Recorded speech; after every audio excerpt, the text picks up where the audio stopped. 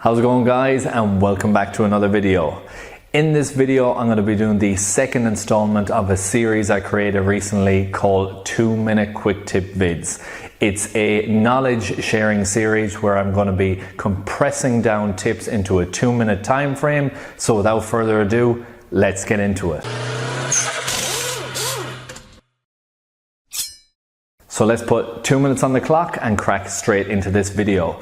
Alright, so this particular tip I learned many years ago. I got this from a lecturer in my very first phase in college. I was doing a practical exam, we were installing brake pads, and after the exam the lecturer told me a very simple tip when replacing pads only and you're not machining or replacing the brake discs or rotors.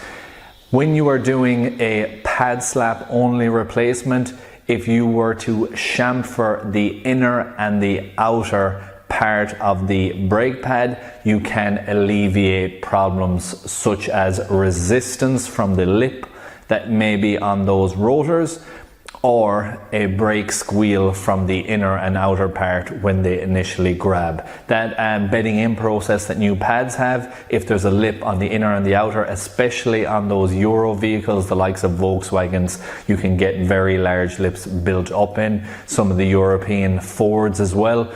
Very high large lip develop on those, and when you do a brake pad replacement only, they can catch very heavily. It has stopped brake squeal for me in the past. It has certainly helped with that turning resistance on the initial pad change, and it is something I encourage you to do. If you haven't done it, if you're doing a brake pad only replacement, I encourage you to use this tip. I hope you enjoyed this video. I hope you found it useful and informative. If you did, please like, share, comment and subscribe, and I hope to see you in the next one. Thanks for watching.